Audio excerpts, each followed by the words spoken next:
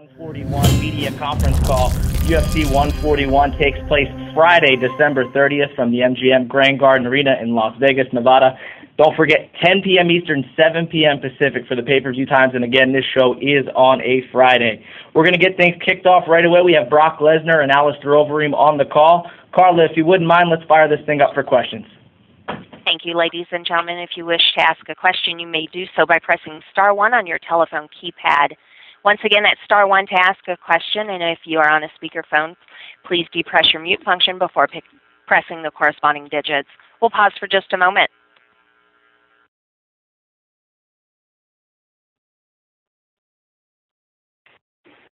And we'll take our first question from John Morgan with MMAWeekly.com.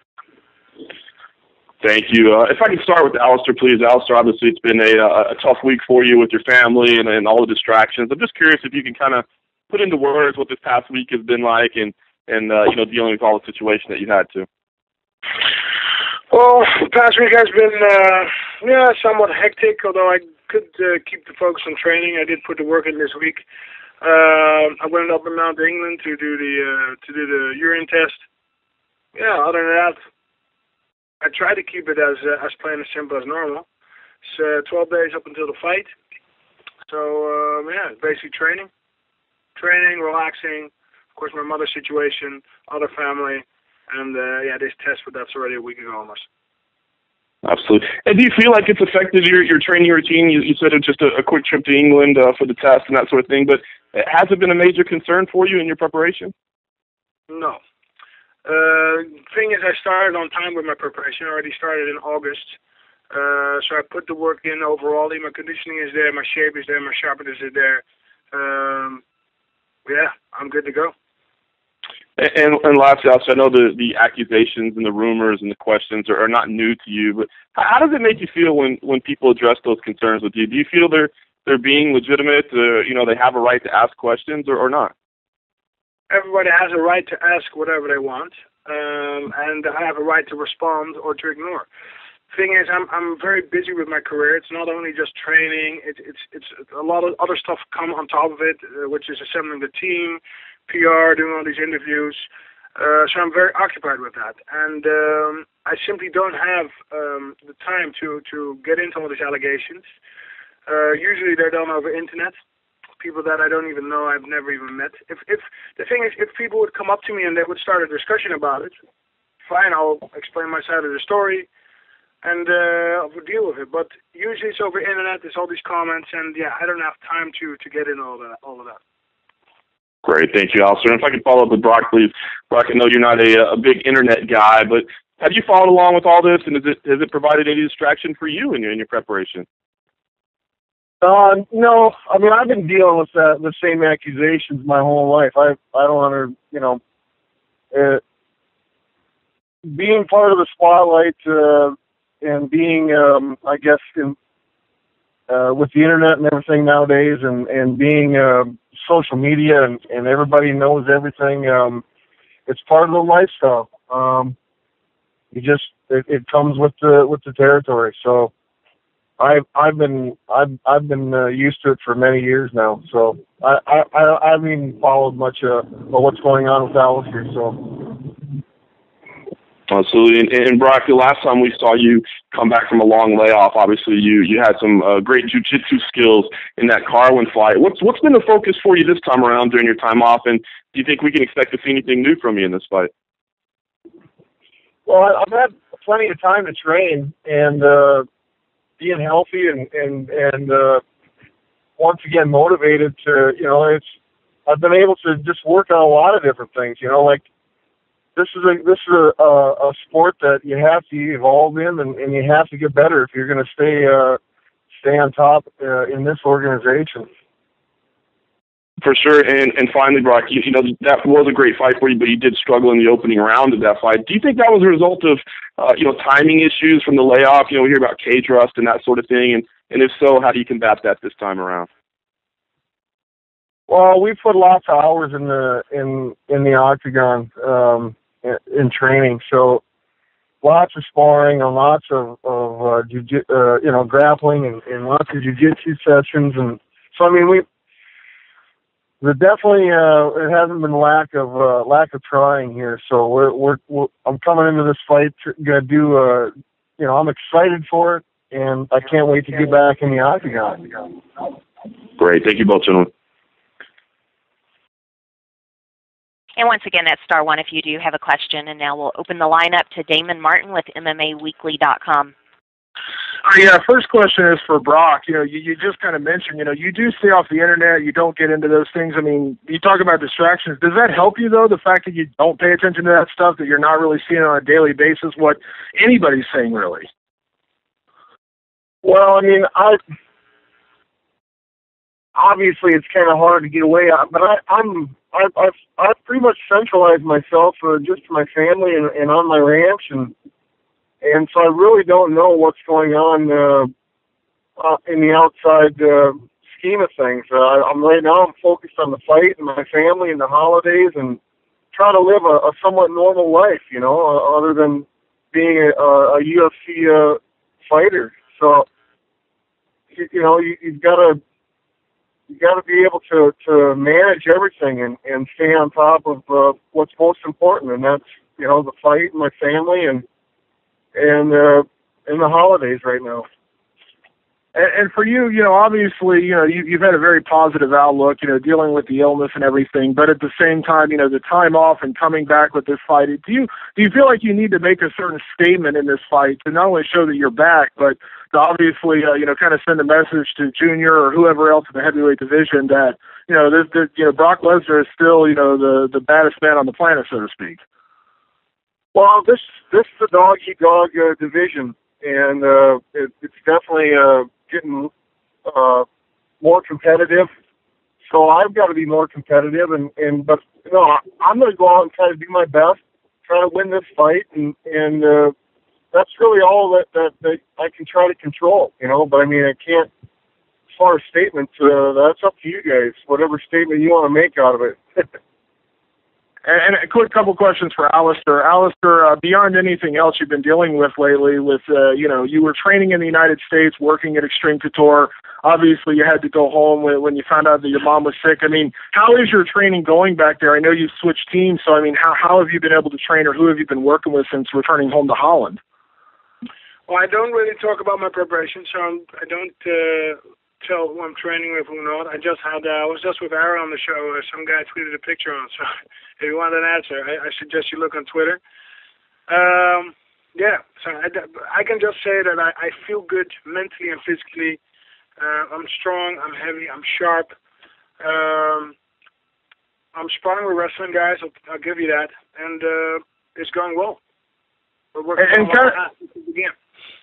And kind of the same question I have for Brock, we've seen a lot of guys come to the UFC, be it from Pride or other organizations, and they seem to struggle in their first fight out, whether it's the spotlight or the level of competition, whatever it is. Kind of the same question I asked for him, is there a certain statement to be made in this fight to show that, obviously you are, you believe you're the number one heavyweight in the world, and there's a certain statement to be made in this fight?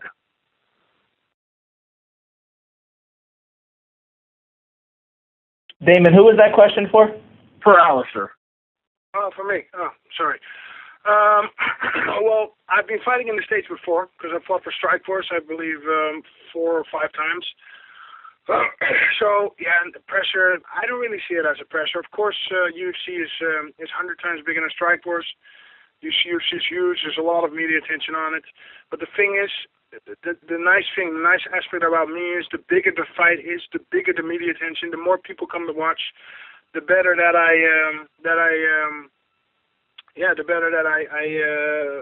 score. The better I achieve in the ring. So the bigger it is, the better for me. Is there a pressure the first fight in the UFC? Of course, there's a pressure, but that pressure, the same pressure is on Brock. I mean, one of us is going to go take a step up, and one of us is going to take a step down. Awesome. Thanks a lot, guys. And now we'll go to Dave Diebert with Post Media News. Hey guys, question for Brock. Being at the arena live for the Fox network debut. Now, unless there's something that I missed along the way, I think that was your first live event since you fought Kane. Being back in the arena and being around that buzz, big fight, being involved in that, did that give you a little bit of a charge, a little bit of a rev, being back in and around a big fight night? Absolutely. It's the old saying, you can take the boy out of the country, but you can't take the country out of the boy. And for me, getting back in there felt, it felt wonderful. Okay. The atmosphere was great. Of course, I'm a competitor, and everything felt good. There was definitely a lot of electricity in the air. Now you've been almost through this essentially exact same thing before. What do you take in terms of experiencing the long layoff and recovering from your issues? What do you take from having gone through this one time before? Well, I mean, I just try to be as prepared as I can with it. I feel good, and I guess you just got to roll with the punches. Be able to roll, be able to adapt and stay focused on what's most important. I guess that's what I learned the first time. Okay. For the first time, my health was the most important thing to worry about, and now that I feel good about that, it's the fighting and everything else. Now, I'm going to use the term easier just for lack of a better term, but having been through it one time before, was it any easier going through the same thing again, or was it just as frustrating, just as challenging? Can you repeat the question, please? Well, I mean, having gone through it before, I said I'm using the term easier, but I don't know if that's the right word. But having gone through it once before, was it any easier? Having to go through a lot of the same challenges again. Were you able to handle it any different or any better? I don't know if I would call it. There was nothing easy really about it. Right, and I use that for lack of a better word. Maybe. I don't know. It's. I guess now the first time, I never had any surgery or I never had anything done like the second time. The guy just wants to be healthy. If you don't have your health, you don't have anything. So, I'm just glad to feel good. Okay. All right. Thanks very much, Brock. And now we'll go to Dave Meltzer with Yahoo Sports. This is for Brock. One of the things that something I just brought up, the surgery and everything. I mean, do you think back at all and ever think maybe I should have gotten the surgery earlier, or is it just one of those things where it was a decision and you can't live in the past anyway? Yeah, looking back, hindsight, you could do things differently, but I don't, I accomplished a lot in that year, and you got to take the good with the bad. So that's where we were. We were trying to figure out what we should do and how we should approach it, and you live with your decision. Can you, and I don't know if you can actually do this, but could you say on a percentage basis, if you compare how you felt going into the Kane fight or the Carwin fight or even the Mir fight and how you feel today, a couple, 12 days out or whatever it is, 11 days out. I mean, can you say I'm 10% better, 30% better, or just kind of describe how much better or the same that you feel compared to those other fights? I really can't. All I can say is that I've had a great camp, and this is the best I've felt in a long time. If I had to put a percentage on it, I don't even know, And for Alistair, you've mentioned, and actually Brock has too, I think both of you have kind of mentioned in different things that, you don't expect it to be a long fight. Don't expect maybe. I think you mentioned you don't expect it to get out of the second into the third round. Is there any, what is there any, change in your thought on that, Alistair, on that, or is that kind of like what your mentality is right now on the fight? Yeah, well, I'm prepared for the 5 rounds. I've been doing the 5 rounds forever now, it seems. But looking at myself, the type of fighter that I am, looking at Brock, the type of fighter he is, looking at both our characters, we're aggressive. And we're not the type of guys who back up, if you know what I mean. We're fighters. We want to finish fights. And, I'm going to be doing that December 30th. I expect him to be doing that. So I don't see it really going past the first or the second round maximum. And Brock, do you have any kind of thoughts on that? No, I feel the same. This is a heavyweight fight that we're both going into to finish this fight. I don't foresee it going 5 rounds. Okay, thanks both of you. And once again, that's star 1 if you do have a question. And now we'll hear from Richard Hunter with KRLD-FM. Yeah, hi. First question for Brock. Brock, are you at all surprised that some odds makers have you as an underdog in this fight, given the fact that, Alistair hasn't fought in the UFC? And how much of that do you attribute to your second health scare and, maybe just unknowns regarding your situation outside the cage as opposed to your skills inside?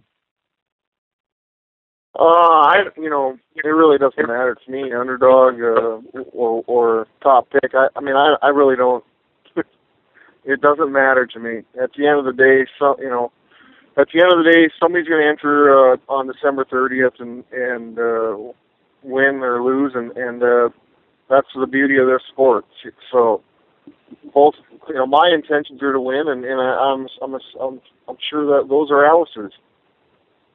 I think a lot of people probably see your key to victory is maybe the ground game, avoiding Alistair's striking game. Do you think that as you look back in your career in the UFC, because you have been as successful as you have on your feet, that maybe the wrestling pedigree that you brought into the UFC really hasn't gotten the appreciation that it would deserve if we'd seen more of it? You know what? I don't even analyze any of that. I don't. The only thing I analyze is wins and losses, and at the end of the day, I want to get better on my feet, and I want to get better in general. So at the end of the day, that's really what I focus on, is just getting better to be a better fighter all around.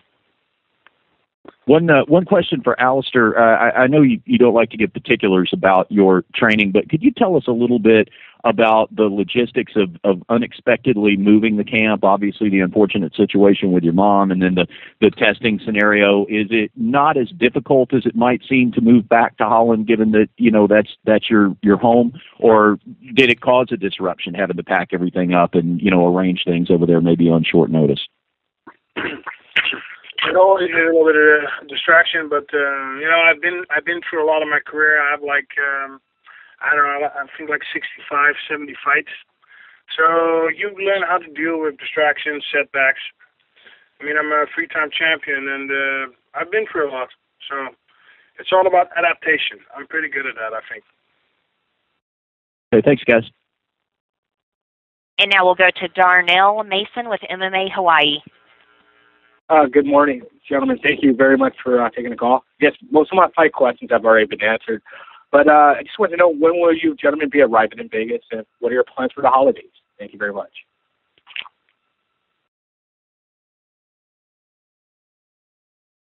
Guys, Brock, Alistair, the question was, when do you guys plan to arrive in Vegas, and what are your plans for the holidays?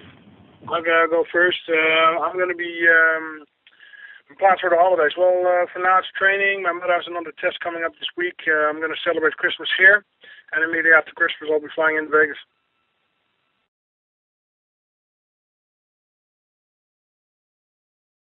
my holiday will be spent in Minnesota, and I don't know when we're heading to Vegas.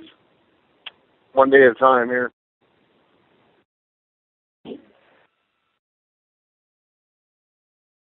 All right, we're going to go ahead and go to Matt Manzella from CageReligion.com. Good afternoon, guys. This one's for Alistair. Alistair, a lot of people are making this fight out to be a case of a great striker versus a great wrestler. But do you feel that people are kind of overlooking your submission game for this fight, being as though you've had 19 career victories by submission? Yeah, people tend to look at the last couple of years. Even then, I had some submissions. I can say I'm an all-round fighter. I do everything. I got wrestling. I got Brazilian Jiu-Jitsu. I got striking. My striking is something that I focused on because of the K1. My striking obviously got a lot better because of the K1. And the fact that I prefer knockout over submission. So any time. I think everybody does. Thanks a lot, Alistair. I appreciate it. And now we'll go to Spencer Lazaro with MMA Interviews. This question is for Alistair. I was just curious to see. Well, I was going to ask about the submissions there actually a little bit, but if you were to pull a submission, what submission do you think would be most likely to pull on a guy of Brock's size? Yeah, I can't talk about that stuff because then I give away my training, and I don't give away my training. Sorry, man. Okay, no worries. And Brock, I wanted to know. I know you talked about earlier on you had to pretend that you were 100% when you weren't quite there. So, what is the difference in feeling now, saying you are 100% from the first go around? Actually, feeling good. So. What was it? Can you specify where you didn't feel well? Kind of just fatigue, or? Oh, come on now. Yeah, absolutely. We've been through. I've answered a million questions about my health here. That's the best that you can come up with today. Sorry. I feel great. I feel very, very good. Coming into this fight, I can't score it on percentages or on scales of 1 to 10. Come on, guys. I feel good. And Alistair, for your camp, I saw that you brought in Todd Duffy, size-wise. Who else have you been working with, and can you talk about his help? Apologies, man. I don't talk about my preparation. Okay. But thanks, my guys. health is good. My health is excellent. I didn't have any issues in this camp with my health. All right, guys, before we go to the next question, I think we've adequately addressed Brock's feelings on his health and Alistair on who he's training with. So if we can keep the questions outside of that realm, I'd appreciate it. Next up, Dave Meltzer from Yahoo Sports. This is for Alistair. You mentioned, doing the K1 and doing the MMA kind of at the same time and back and forth over the last 3-4 years. And this, I guess of late you haven't done K1, but how is that difficult? Because they're two different sports, even though there's similarities and everything. Because most guys, concentrate on one sport. And how is how is the difference of doing the two sports at the same time? Well, that's a good question. Basically, K1 is only striking, so you're only training striking. You're not training wrestling and the whole submission ground and pound thing. But I did that also on the same time because I didn't want to lose it, and in between I had some MMA fights. I actually put some good work off in my MMA game as well, really upgrading it at the same time. But the main thing at the time was stand-up, the striking. It really helped me. It really improved me. It really improved my timing, power shots, everything. And that brought me the victory. And the techniques that I got in K1 work in MMA as well. It is slightly different though, because K1 guys, they don't clinch. There's no danger of the takedown, so they're a little bit more relaxed on the feet. In MMA, they have to be a little bit more sharp. Round times are longer instead of 3 times 3. It's this fight is 5 times 5. Other than that, K1 is obviously a tournament, so you have to get used to fighting multiple times in one evening. Which, From a stance standpoint, I know that like the boxing stance, for MMA isn't really that beneficial because it's easy to be taken down. I mean, is the kind of like footwork and stuff that you would do in K1, is some of it relevant to MMA, or do you have to like kind of make adjustments? Because again, especially who you're facing a really good takedown guy. Yeah, and I would go so far to say that in every aspect you have to make small adjustments, because it is different. Combinations are different because you here there's just more danger. I would say that K1, for me, being somebody who looks at all factors, all techniques, was more simple than MMA. MMA is just so much more to worry about. I mean, you have the Brazilians with the Brazilian Jiu-Jitsu, you have the Americans with the wrestling. Here in Holland, the MMA fighters are more strikers. In Japan, they have crazy submissions. So it's every area in the world has its own distinction. And, well, again, fortunately for me, I've been fighting a long time. I've been fighting basically everywhere. I can truly call myself an all-round MMA fighter. Now, did you, because you won the K1, I mean, as far as in the last year, was there any talk of you doing K1, or was this whole year just concentrating on MMA, or did you have K1 offers and they just fell through because K1's a mess? K1 was having financial difficulties, and we're going to do an event, but at the time I already signed with UFC. Basically, this year has been MMA only. Okay, good. Okay, thanks very much. And once again, that's *1 if you do have a question. And now we'll go to Elliot Oshansky with UltimateFighter.com. Good afternoon, everyone. First question for Brock. Talked a little bit earlier about being in the arena for the Fox fight, and that was an opportunity. The opportunity that Junior had that night was one. That was supposed to be the one that was up for grabs when you and he coached against each other on the Ultimate Fighter.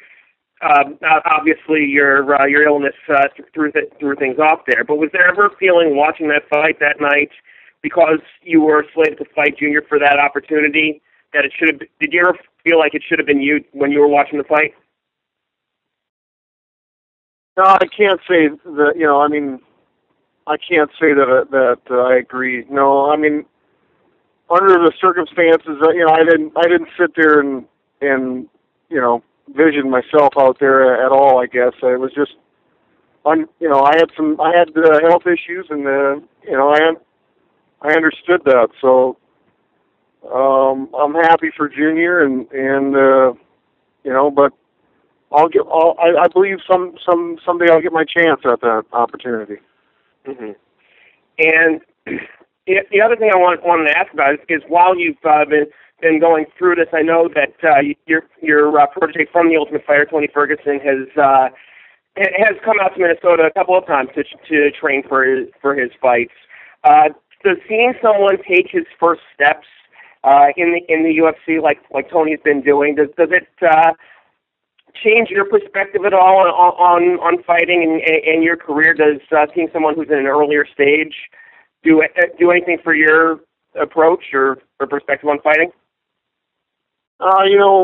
Tony's a great kid. He's a great guy. We saw a lot of talent in him in the beginning, and I was just glad that he was able to be successful and to a lot of guys enter that show and with hopes of being the next UFC star, and so Tony was able to overcome all the obstacles, and now he's able to have some success in life, and that's unfortunately only one guy could win the show, and there was a lot of other talented kids on the show, but I'm happy for Tony. Tony's a good guy, and I wish him the best.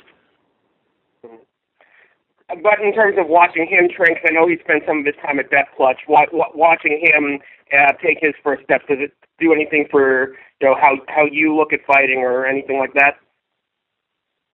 Well, I think we all have our own different ways of approaching fighting, but I see a lot of Tony's a very hungry fighter, and I see that, and I am as well. So, no, I really, there's no comparison really. I mean, other than that we're both hungry and we both have a strong will to win. All right, those are my questions. Thank you very much. And John Morgan with MMAJunkie.com has our next question. Thank you. I want to ask both of you guys, and maybe we can start with Brock. With all the outside distractions and discussions, I think a lot is lost if this is the number one contender fight. Can you talk about what the opportunity really means for you and what that contender fight means? And have you started to think about how you match up with the champ and look to that fight? No, because I can't overlook Alistair, and any fighter that overlooks their next opponent is not a very good thing to do. And Alistair, could I ask you as well, what the opportunity this number one contender fight means, and have you started to look forward at all to the champion?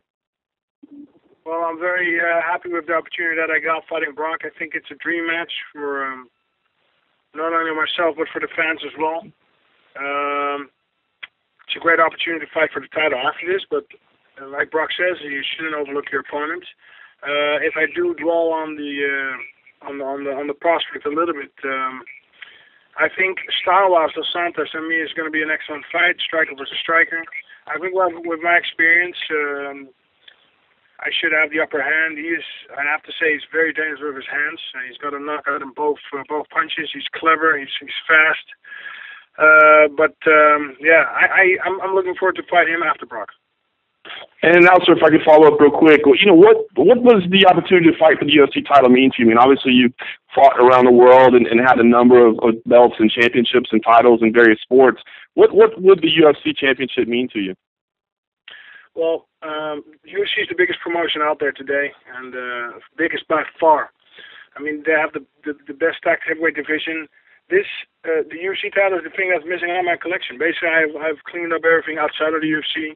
I went to the K1 and got the K1 title, which already was an extraordinary achievement, which I'm very proud of. The UFC title is missing. That's the only thing that for me that's there to achieve. So.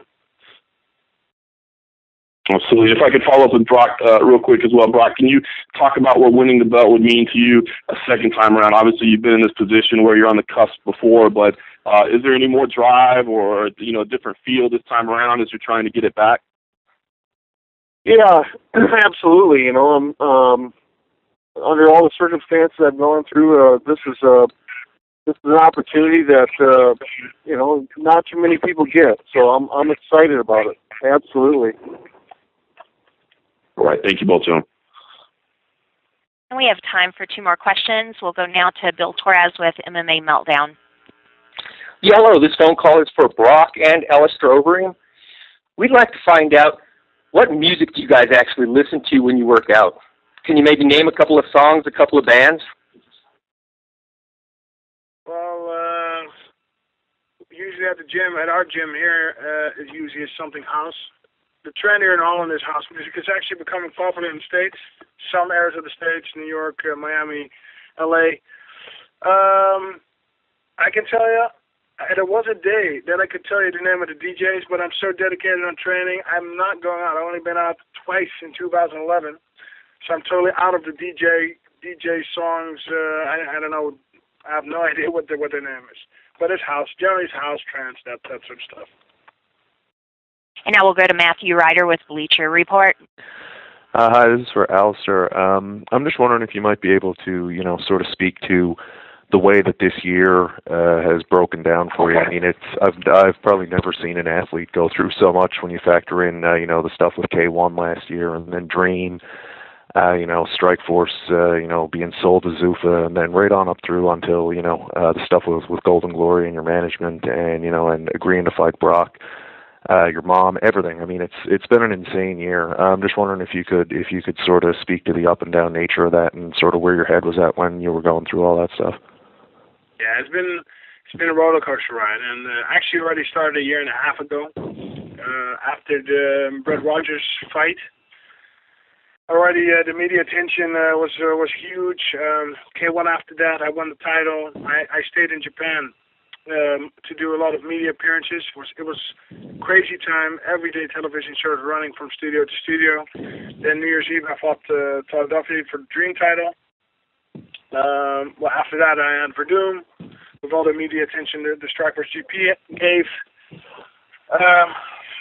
Injury in Verdum, before Verdum, after Verdum, which caused me to be out of the Strikers GP.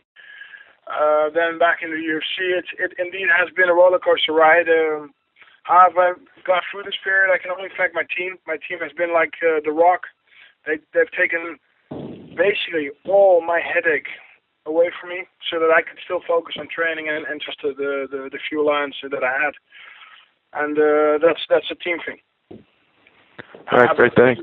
Approximately 4 or 5 people that do everything for me: sponsorships, headaches, booking flights, everything. And my thanks, my gratitude goes out to them, because they really made this possible. All right, awesome. Thank you. And that's all the time we have for questions today. I'll turn it back to Dave Schaller.